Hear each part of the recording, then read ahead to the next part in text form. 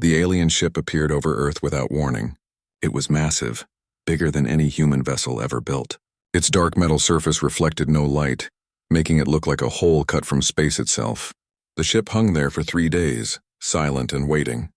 Captain Minho stood on the bridge of the diplomatic vessel Harmony, watching the alien craft through the main screen. His hands were steady, but his mind raced. This was humanity's first real contact with aliens. Everything they said and did in the next few hours could decide the fate of the human race. "Sir, they're sending a signal," reported the communications officer. "Put it through," Minho said. The screen flickered, then showed something that made several crew members step back in fear. The alien was tall and thin, with gray skin that looked like stone. Its eyes were completely black, and when it spoke, its voice sounded like grinding metal. "I am Ambassador Krelon of the Galactic Consortium. I speak for 17 species who rule this galaxy. You will listen." Minho straightened his uniform. "I am Captain Minho of Earth. We're ready to talk." The alien's expression didn't change. "There will be no talking. There will be only listening. Your species has spread into space without permission. You have built colonies on worlds that do not belong to you. You have grown too fast and too far." Dr. Yuna, the ship's chief scientist, stepped forward. She had studied alien behavior for years, preparing for this moment. "We had no idea other species controlled this space. We're willing to discuss—" "Silence," Krelon said. The word hit like a physical blow. "Humans are young and stupid. You think because you can build ships and weapons you can do whatever you want. The galaxy does not work this way." The alien touched something on his chest and a holographic map appeared between them. It showed the local arm of the galaxy, with human colonies marked in red and alien territories in blue. The human settlements looked tiny compared to the vast alien domains. "For 1,000 years we have kept peace in this galaxy," Krelon continued. "We have rules. We have order. Species know their place. They do not expand without permission. They do not challenge those stronger than them." Minho felt anger rising in his chest, but he kept his voice calm. "We didn't know about your rules. If you had contacted us earlier, ignorance is not an excuse," the alien said. "A child who touches fire burns whether they know about fire or not. You have touched something much more dangerous than fire." Dr. Yuna tried again. "What do you want from us?" "The Galactic Consortium has decided. Humanity will surrender all colonies beyond your home system. All human ships will be destroyed except for basic transport vessels. Your species will be limited to your home planet and its moon. You will accept consortium oversight of all technology and reproduction." The bridge fell silent. Even the quiet hum of the ship's engines seemed to pause. "And if we refuse?" Minho asked, though he already knew the answer. "Then humanity will be removed from the galaxy, completely. Your species will become a memory." The alien's black eyes seemed to look right through him. "You have 30 of your days to decide. When I return, you will surrender or you will die, all of you." The transmission ended, leaving the bridge in shocked silence. Dr. Yuna was the first to speak. "They're serious. The quantum signatures I'm reading from their ship. The power levels are incredible. This is technology centuries ahead of ours." "How many of them are there?" Minho asked. "The consortium claims 17 species. If each has even a fraction of this ship's capability—" She didn't need to finish. Everyone understood. Minho activated the ship's communication system. "Get me Admiral Jinwoo at Deep Space Command. Priority Alpha." Within minutes, the Admiral's face appeared on screen. He was older than Minho, with gray hair and tired eyes that had seen too much. But when he heard about the alien ultimatum, those eyes became hard as steel. 30 days, Jinwoo repeated. "They think they're being generous." "Admiral, what are our options?" Minho asked. "Our entire fleet couldn't scratch that ship. Captain, I need you to return to Earth immediately. Bring Dr. Yuna with you. There are things you need to see." Something in the Admiral's voice made Minho pause. "Sir, we've been preparing for this day since we first realized we weren't alone in the universe. Project Worldbreaker has been waiting for exactly this scenario." Dr. Yuna leaned forward. "Project Worldbreaker? I've never heard of that program. Very few people have. It's been classified above your security level. But now—" Admiral Jinwoo paused. "Now it's time to show the galaxy what humans can do when we stop holding back." The Harmony turned toward Earth, leaving the alien ship hanging in space like a dark promise. Behind them, the consortium vessel began transmitting on all frequencies, broadcasting humanity's ultimatum to the galaxy.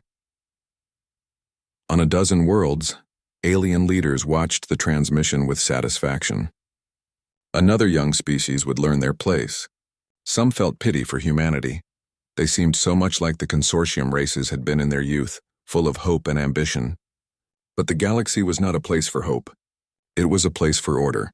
They had no idea that deep beneath Earth's surface, Admiral Jinwu was walking through tunnels that led to humanity's greatest secret. The tunnels were carved from solid rock and stretched for kilometers. At the end, 7 massive construction bays held shapes that defied imagination. The Admiral stopped at an observation window and looked down at the closest vessel. It was 5 kilometers long, dark as space itself and humming with power that made the air vibrate. Along its hull, symbols glowed faintly, symbols that would soon become the most feared sight in the galaxy. 30 days, he said quietly to himself. They think they're giving us time to surrender. They have no idea they're giving us time to aim. Behind him, technicians worked around the clock, making final preparations. Dr. Yuna would understand when she saw them. Captain Minho would understand. The galaxy would understand. But by then it would be too late for understanding. It would be time for war. The attacks came at exactly the same time across 3 human colonies. Not 1 second apart, but exactly together, as if the alien fleets had practiced this moment for years. Colonel Sora was having breakfast with her family when the alarms started screaming on New Sol. The colony was home to 2 million humans, built on a world with purple skies and 2 small moons. It was supposed to be safe. It was supposed to be far from any alien territory. "Mom, what's happening?" her 8-year-old daughter asked, looking up from her cereal bowl. Before Sora could answer, the ground shook. Not like an earthquake, but like something massive had just landed outside their dome city. Through the transparent aluminum walls, she could see shapes moving in the purple sky, dark shapes that blocked out the morning sun. "Get to the shelter," Sora told her family. She kissed her husband and daughter quickly. "I'll be back soon." She was lying, and part of her knew it. At the Defense Command Center, chaos filled every screen. 12 alien warships hung over New Sol like storm clouds. Each ship was bigger than the colony's entire defense fleet. Energy readings showed power levels that made no sense. "Status report," Sora demanded as she ran onto the command deck. "Hostile fleet appeared in orbit 18 minutes ago," her second officer reported. "No communication attempts. They're charging weapons. Our ships? All 6 patrol vessels are moving to intercept. The Defender and Hope are launching now." Sora looked at the tactical display. 6 human ships against 12 alien vessels. The alien ships were each 10 times larger. This wasn't a battle. This was execution. "Open a channel to the alien fleet," she ordered. No response, Colonel. "They're not listening." The first alien weapon fired. It was a beam of purple light that lasted 3 seconds. When it ended, the patrol ship Courage was gone. Not destroyed, gone. There wasn't even debris. "What the hell was that?" someone whispered. The aliens fired again. This time 2 beams hit the Defender. The ship lasted 1 second longer than the Courage before it simply ceased to exist. "All ships, fall back to planetary defense grid," Sora ordered. But even as she said it, she knew it wouldn't matter. If their best ships couldn't survive 1 hit, what chance did the ground-based weapons have? The alien ships moved closer to the planet. They arranged themselves in a perfect circle above the colony. Then, without warning or communication, they all fired at once. The dome that protected New Sol lasted 4 seconds under the combined alien attack. When it broke, the atmosphere rushed out into space. 2 million people had 15 minutes of emergency air in their buildings. After that, they would suffocate. But the aliens weren't done. They fired again, this time at the buildings themselves. Purple beams cut through the strongest materials humans had ever made. Homes, schools, hospitals. Everything turned to vapor under the alien weapons. Colonel Sora watched it happen from the command bunker deep underground. Her family lived in Section 7. She watched Section 7 disappear in a flash of purple light. "Colonel," her communications officer said quietly, "we're getting similar reports from Prosperity Station and Kepler 442b. All 3 colonies are under attack." Sora closed her eyes. When she opened them, tears were running down her face, but her voice was steady. "Send a message to Earth, tell them we fought. Tell them to make the bastards pay." At Prosperity Station, Engineer Wubin was working on the quantum communication array when the attack began. His sister Nara was in the communication center. trying to coordinate with Earth when the first alien ships appeared. The station was smaller than New Sol, only 50,000 people living and working in a cluster of connected habitats around a gas giant. It was a research station, not a military base. They had 2 small defense ships and a handful of security officers. "Wubin, get to the evacuation pods," Nara's voice came over his communicator. Even through the static, he could hear the fear. "What about you? Someone has to maintain communications with Earth. Someone has to tell them what's happening here." The alien ships didn't wait.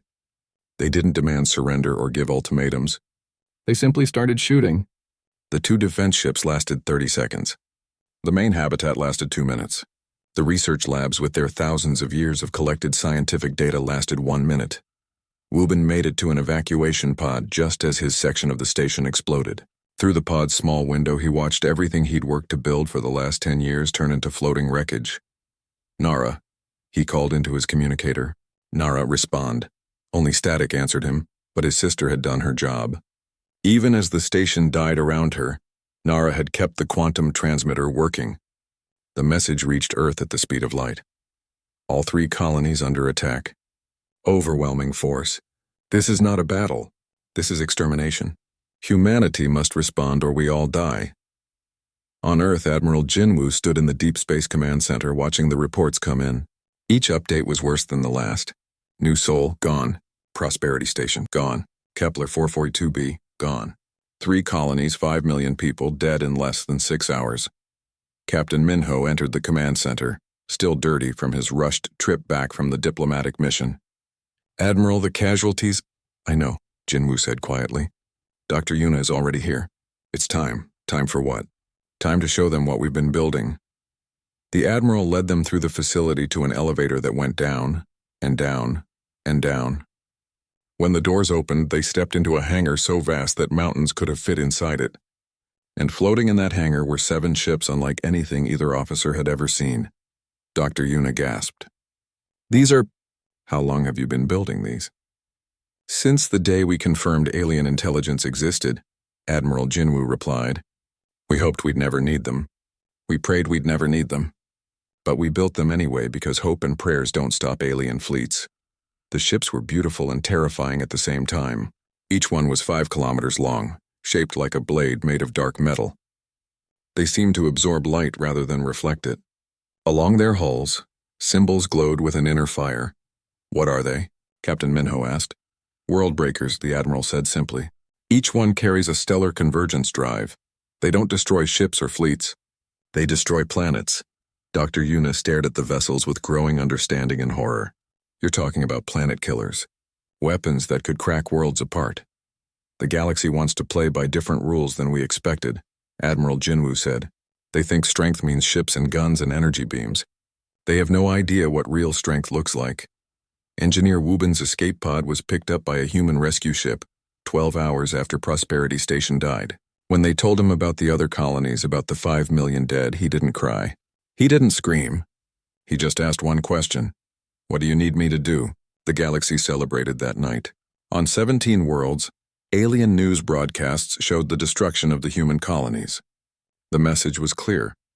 This is what happens to species that don't follow the rules. This is what happens when you think you can challenge the established order. They expected humanity to surrender within days. They expected desperate pleas for mercy. They expected the humans to beg forgiveness and accept their place as a servant species. Instead, Earth's response was silence. No communications, no pleas, no surrender. What they didn't know was that deep beneath Earth's surface, 7 ships were being loaded with the most terrible weapons ever created. In 72 hours, those ships would launch. In 96 hours, they would reach their destinations, and then the galaxy would learn the difference between destroying colonies and declaring war on humanity. Earth's answer to the galaxy came not in words, but in 7 ships rising from the planet's hidden depths. Captain Minho stood on the bridge of the Revenant, the flagship of humanity's worldbreaker fleet. The ship was so large that its bridge was located 3 kilometers from the bow, and still he could feel the massive engines thrumming through the deck plates. Everything about the vessel spoke of power held in careful control. "Captain, all systems show green," reported his tactical officer. "Stellar convergence drive is stable and ready. Minho nodded, but his stomach felt twisted into knots. In his 20 years of service, he had fought pirates and rebels. He had protected colony ships and trading vessels, but he had never commanded a weapon that could kill an entire world.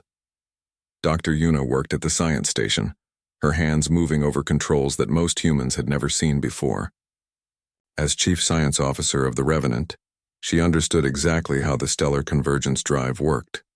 That understanding filled her with equal parts wonder and horror. The drive creates a localized gravitational distortion, she explained to Minho for the third time. We aim it at a planet's core and activate it. The planet's own gravity becomes unstable. Within hours, the world tears itself apart from the inside out. And there's no way to stop it once we start? None. Once we activate the drive, physics takes over. The planet will die. Engineer Wubin had joined their crew 2 days ago, transferred directly from the rescue ship that had picked him up from Prosperity Station. He worked in the engine room now, making final adjustments to systems that had been built in absolute secrecy. His sister's death had changed him. The man who once laughed and joked was now silent, focused only on the technical details that would make their weapons work. All ships report ready for departure, the communications officer announced. Admiral Jinwoo's face appeared on the main screen, broadcasting from Earth Command. Fleet commanders, you know your targets. You know your mission. The galaxy chose to make this a war of extinction. We didn't start this fight, but we will finish it. Minho looked around his bridge. 7 ships were preparing to launch. 7 planets would die. Billions of alien lives would end because their leaders decided to murder human colonies. Sir? His helm officer asked quietly. Are we really going to do this? Before Minho could answer, Dr. Yuna spoke up. They killed 5 million of our people without warning, without negotiation, without mercy. They broadcast it across the galaxy as entertainment. Her voice was steady, but her hands shook slightly. Sometimes the only way to stop a bully is to hit back harder than they can imagine. The 7 world-breaker ships rose from Earth together, their dark hulls reflecting the blue light of humanity's home. They moved slowly at first, like whales surfacing from deep ocean, but as they cleared the atmosphere, their true power became apparent. Each ship accelerated to speeds that should have been impossible for vessels of their size. They used drives that folded space itself, technology that humanity had developed in secret while the galaxy assumed humans were primitive. Within hours, the fleet had scattered across local space, each ship heading toward a different star system. On alien worlds across the galaxy, the departure of the human ships was detected and analyzed. Military commanders looked at the sensor data and shook their heads in confusion. 7 ships? Asked General Vorthak, Supreme Military Commander of the Vorthak Empire. The humans are sending 7 ships against the entire galactic consortium? His intelligence officer, a thin creature with purple skin and too many eyes, consulted his datapad. The ships are large, General. Approximately 5 kilometers each. But size means nothing against our fleets. Each of our battle groups has more firepower than all 7 human vessels combined. Where are they going? The destinations appear to be our homeworlds, sir. All 7 ships are heading toward consortium homeworlds. General Vorthak laughed. Suicide attacks. The humans think they can hurt us by throwing their biggest ships at our planets. Their desperation is almost pathetic. He was still laughing when he sent orders to the home defense fleets. Let them come. When they arrive, destroy them completely. Make sure the wreckage falls on their target worlds. Let our people see the pieces of human ships burning in their skies. Aboard the Revenant, Captain Minho sat in his ready room, staring at a photo of the new Sol colony before the attack. 2 million people had lived there. Men, women, children who had done nothing except try to build new homes among the stars. Now they were all dead because the galaxy had decided humans didn't deserve to exist. Dr. Yuna entered his ready room carrying a steaming cup of coffee. You haven't eaten in 18 hours, she said, not hungry. Captain, what we're about to do, it's necessary. But that doesn't make it easy. Minho looked up at her. How many people live on Vorthak Prime? 30 billion, according to our intelligence. 30 billion. He said the number quietly, like a prayer. We're going to kill 30 billion people to avenge 5 million of ours. Dr. Yuna sat down across from him. The consortium could have chosen negotiation. They could have chosen to explain their rules and give us time to adjust. Instead, they chose extermination. They made this choice, Captain. We're just responding to it. In the engine room, Engineer Wubin worked alone among the massive machinery that powered their terrible mission. The stellar convergence drive filled half the engineering deck, a maze of conduits and field generators that hummed with barely contained energy. He thought about his sister Nara, who had died keeping the communication lines open, so Earth would know what happened to Prosperity Station. She had always believed that problems could be solved by talking, by understanding, by finding common ground. "I'm sorry, Nara," he whispered to the machinery. Talking didn't work. The first world-breaker ship, the Vengeance, arrived at the Talnari homeworld after 3 days of travel. The planet was beautiful from space, covered in crystal cities that caught and reflected the light of their sun. 50 billion crystal-based life forms lived in those cities, creating art and music unlike anything else in the galaxy. The Talnari Home Defense Fleet moved to intercept the lone human vessel, 15 battleships, each one larger than any ship in the old human fleet, surrounded the Vengeance and demanded surrender. The human response was simple: no. The Talnari opened fire with everything they had. Energy beams that could crack moons struck the Vengeance again and again, but the ship's shields held. Technology developed in Earth's secret laboratories absorbed energies that should have destroyed any vessel. "Impossible," whispered Admiral Kristal, commander of the Talnari fleet. "No ship can survive that level of bombardment." The Vengeance didn't even return fire. Instead, it moved steadily toward the planet, ignoring the continued attacks from the defense fleet.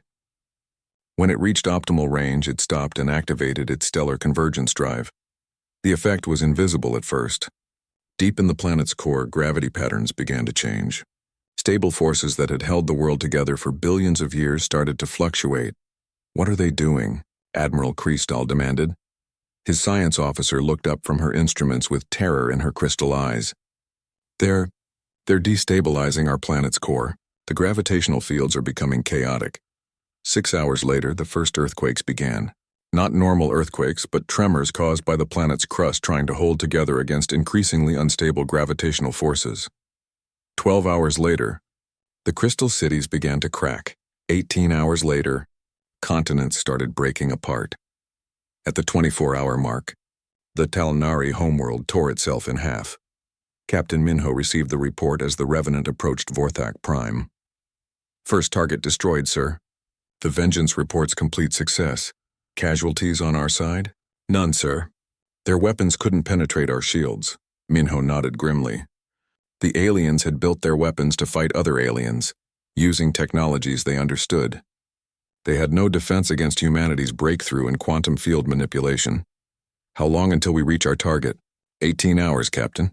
Dr. Yuna looked up from her console. "Sir, we're receiving transmissions from Vorthak Prime. They're asking us to talk. Put it through." The screen showed General Vorthak, but he looked very different from the confident commander who had laughed at human desperation. Now his face showed fear. "Human vessel, this is General Vorthak of the Vorthak Empire. We are willing to discuss terms. We can negotiate a settlement." Captain Minho stood slowly. When he spoke, his voice carried no anger, no hatred, only cold certainty. "General, my name is Captain Minho of the Earth vessel Revenant.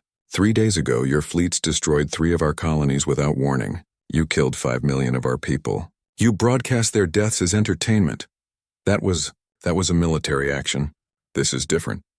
You're talking about destroying an entire world." "Yes," Minho said simply. "We are. You wanted to teach humanity about consequences. Consider this your first lesson." Vorthak Prime was the crown jewel of the alien empire. Home to 30 billion beings, the planet sparkled like a cut gem from space. Its continents were covered with cities that reached toward the clouds, connected by bridges of light that spanned entire oceans. It was a world that had never known war within its borders. Captain Minho stood on the bridge of the Revenant, watching this beautiful world grow larger on the main screen. In 6 hours, it would be nothing but debris floating in space. "Sir, the Vorthak fleet is moving to intercept," reported his tactical officer. 200 ships, including their flagship Dominion. "Any communication attempts?" "Constant, sir. They're offering everything from territory to technology transfers. The latest message promises to withdraw all consortium forces from human space immediately." Minho closed his eyes for a moment. 200 ships, thousands of alien soldiers who probably had families on the planet below. All of them were about to die because their leaders had decided to start a war they couldn't finish. Continue on course, he ordered. Dr. Yuna worked at her station, monitoring the stellar convergence drive. The readings were perfect, too perfect. The weapon had been designed and tested in computer simulations for over a decade. Every calculation had been checked and double-checked by the finest minds on Earth. Drive status? Minho asked. All systems nominal, Captain. We'll be in range in 40 minutes. And the other ships? She consulted her displays. The Vengeance finished with the Tal Nari homeworld 2 hours ago. The Judgment is approaching the Hydra's home ocean. The Nemesis should reach the Shelkar jungle world in 3 hours. 6 ships in total were carrying out the same mission across the galaxy. 6 worlds would die today. The 7th ship, the Retribution, was held in reserve near Earth, waiting to see if the galaxy learned its lesson. The Vorthak fleet opened fire as soon as the Revenant came within range. Energy weapons that could destroy asteroids struck the human ship again and again, but the quantum shields held, absorbing and redirecting energies that should have been impossible to contain. Their weapons are useless against us, the tactical officer reported, shield strength holding at 100%. It wasn't that the aliens were weak. Their weapons were powerful enough to shatter moons. But humanity had spent 50 years developing defenses specifically designed to stop these kinds of attacks. Every alien weapon design they had ever detected had been studied, analyzed, and countered. The aliens had prepared for war with other aliens. Humanity had prepared for war with aliens. General Vorthak watched from the bridge of his flagship as shot after shot failed to damage the human vessel. How is this possible?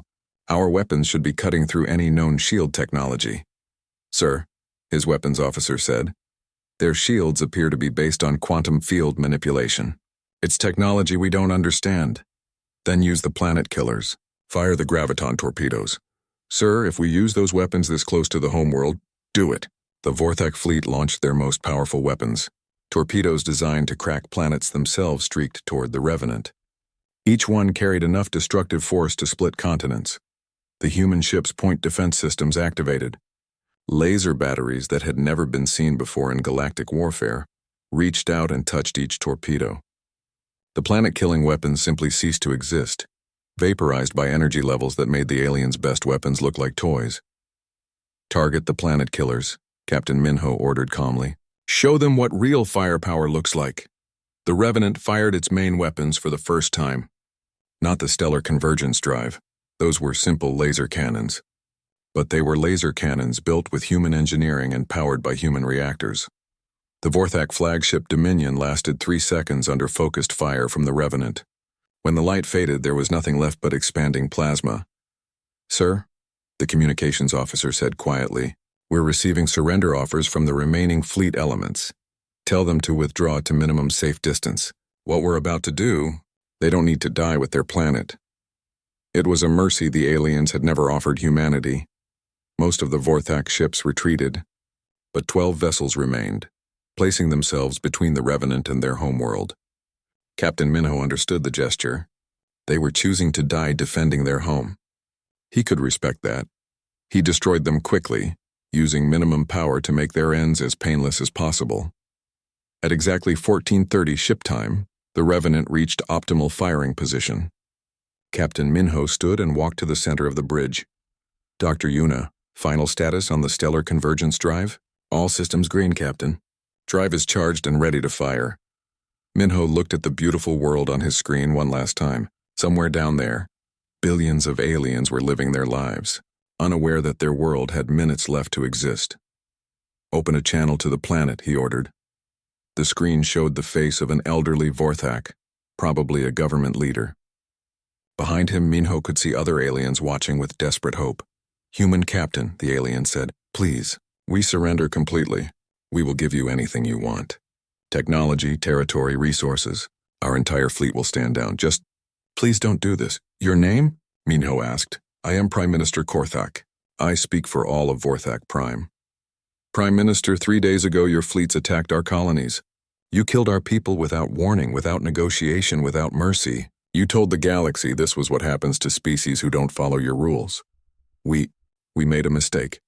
Please, there are children on this world. Billions of innocent people. Minho felt something break inside his chest. There were children on New Sol too. He turned to Dr. Yuna. Activate the stellar convergence drive. Captain. She hesitated. That's an order. Doctor. Her hands moved over the controls with surgical precision. Drive activated. Gravitational destabilization beginning. Now. On the screen, Prime Minister Korthak's eyes went wide as sensor readings reached him. What have you done? What you forced us to do, Captain Minho replied.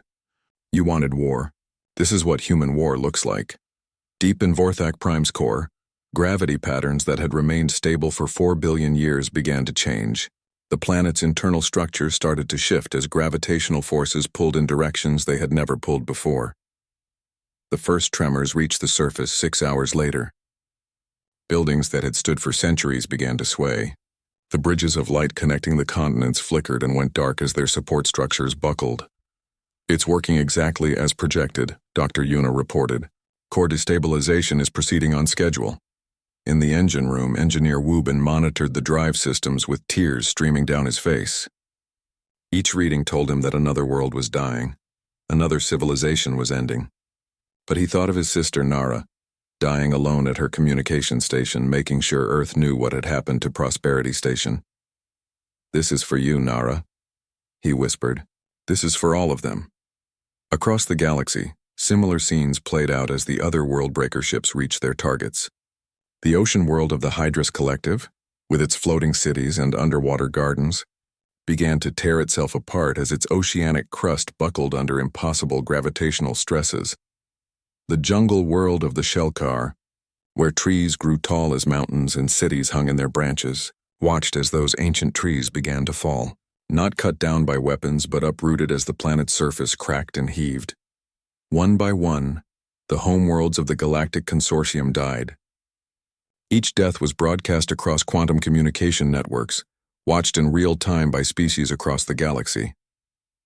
On Vorthak Prime, the end came 18 hours after the Revenant activated its weapon. The planet's crust split apart like a broken eggshell. Continents that had existed for millions of years cracked and separated. The beautiful cities with their towers reaching toward the stars crumbled into the growing chasms between tectonic plates. Prime Minister, Korthak's final transmission came as his government bunker collapsed around him. Please, he said, remember that we tried to surrender. Remember that we offered to change. Don't let this be the way our species is remembered. Then Vorthak Prime tore itself completely apart. The planet that had been the center of an interstellar empire became nothing more than rocks and dust, spreading slowly through space. Captain Minho stood on his bridge, watching the debris field that had once been a world. Around him, his crew worked in absolute silence. No one celebrated. No one smiled. They had just witnessed the death of a civilization. Sir, the communications officer said softly, we're receiving surrender messages from across the galaxy. Every consortium species is offering complete capitulation. And the other ships? All targets destroyed, Captain. 6 homeworlds are gone. Total consortium military casualties estimated at over 200 billion. Dr. Yuna looked up from her science station. Captain, the gravitational effects from the destroyed planets are going to disrupt their entire star systems. Any remaining colonies in those systems will become uninhabitable within months. The full scope of what they had done was still becoming clear. They hadn't just destroyed 6 planets. They had made 6 entire star systems uninhabitable. The death toll would continue rising for years. Get me Admiral Jinwoo, Captain Minho ordered. When the Admiral's face appeared on screen, he looked older then. The galaxy fell silent after the worlds died. For the first time in over 1,000 years, no alien fleet moved between the stars without human permission. Trade routes that had operated for centuries waited for Earth's approval before resuming. Species that had once considered themselves masters of space now sent careful, polite messages asking if they were allowed to colonize empty worlds. Admiral Jinwoo stood in Earth's new Galactic Command Center, watching status reports flow in from across local space. Every alien civilization within 50 light-years had surrendered completely. Most had done more than surrender. They had offered to serve humanity in any way possible. 17 species, he said to Captain Minho, who had arrived that morning on the Revenant. 17 civilizations that controlled thousands of worlds, and now they're all waiting for us to tell them what to do. Captain Minho looked tired. The voyage back from the Vorthak system had taken 5 days, and he had spent most of that time staring out at the empty space where a world used to be. What are we going to tell them, sir? That's what I'm trying to figure out. Dr. Yuna entered the command center carrying a stack of data tablets. As Earth's new chief science administrator, she was responsible for analyzing everything the surrendering species had offered to share. Their technology, their history, their fears. The casualty reports are final, she said quietly. 6 homeworlds completely destroyed. 14 colony worlds in the same star systems will be uninhabitable within the year due to gravitational disruption. Total confirmed dead. 237 billion sentient beings. The number hung in the air like a physical weight. And our casualties? Admiral Jinwoo asked. None, sir. Not a single human life lost during the actual combat operations. That should have felt like victory. Instead, it felt like something much more complicated. Engineer Wubin had been working in the lower levels of the command center, helping to install new communication systems that could handle the flood of alien surrender offers. But now he stood in the doorway listening to the conversation. Sir, he said, I've been monitoring the alien communications networks. They're scared of us. Really scared. Some species are talking about evacuation plans. Others are discussing whether they should ask us to destroy them quickly rather than wait for us to decide their fate. They think we're going to kill them all? Captain Minho asked. Some of them do. They've seen what we can do. They know we have the power to destroy any world we choose. From their perspective, we're not just conquerors. We're gods who can unmake planets. Admiral Jinwoo walked to the main display screen, which showed a map of local galactic space. Human territories were marked in blue, and they were tiny compared to the vast regions that had once belonged to the consortium species. But now all of that space was marked as under human authority. We never wanted to rule the galaxy, he said. We just wanted to be left alone to grow and explore. The galaxy didn't give us that choice, Dr. Yuna replied. They decided that human expansion was a threat. They chose extermination. We chose survival. A communication alert chimed.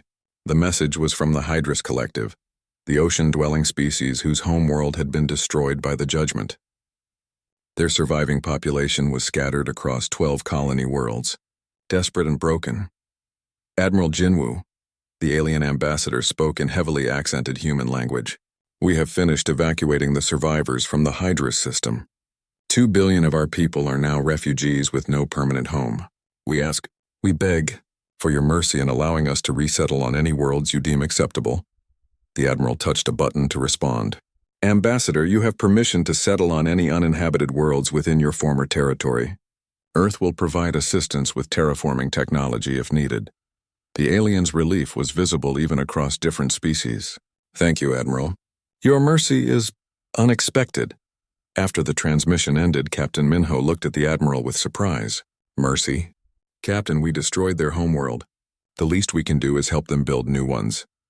It was a policy that Earth applied across the galaxy. Every species that had lost their homeworld received assistance in relocating and rebuilding. Humanity shared terraforming technology that was centuries ahead of anything the aliens had possessed. Refugee populations received food, shelter, and protection during their resettlement. The galaxy didn't understand it at first. In their experience, conquerors took resources and enslaved populations. They didn't help their defeated enemies rebuild. Dr. Yuna established the Galactic Rehabilitation Program from her new office on Luna. Every day, she received reports from human teams working with alien refugees, engineers helping to build new cities, doctors treating alien diseases, teachers helping alien children learn human languages so they could communicate with their new protectors. It's strange, she told Admiral Jinwoo during one of their weekly meetings. Some of the alien species are adapting faster than others. The Hydrus seem genuinely grateful for our help.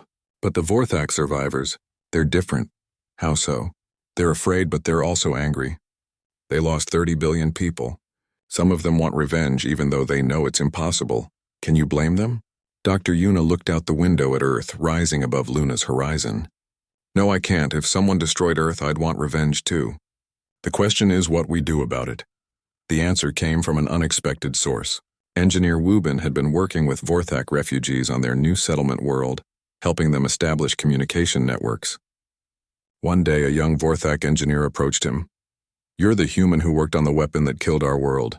the alien said. His translator made his voice sound flat, emotionless, but Wubin could see the pain in his alien eyes. Yes, Wubin said simply. I am. My family lived on Vorthak Prime, my parents, my clutch siblings, everyone I knew. They're all gone because of what you built. Wubin set down his tools and looked directly at the alien. My sister died on Prosperity Station. She was killed by your fleet without warning, without mercy.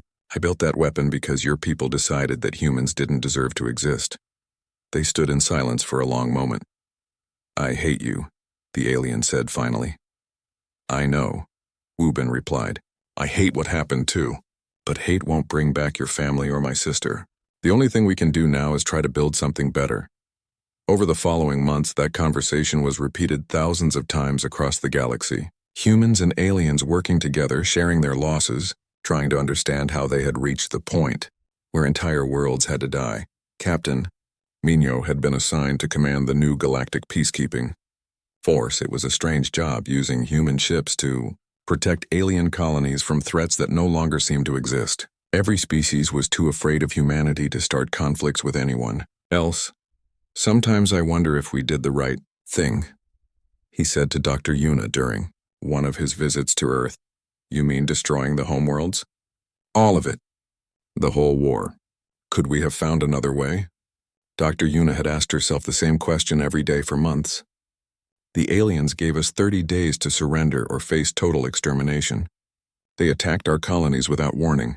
They broadcast the deaths of 5 million humans as entertainment. What other way was there? But we became the thing they feared. We became a species so powerful that everyone else lives in terror of us. Maybe that's not entirely bad, she said. Look at what we've accomplished in the last year. No interstellar wars. No conflicts between species. The galaxy is more peaceful than it's been in centuries. Because everyone's too afraid to fight.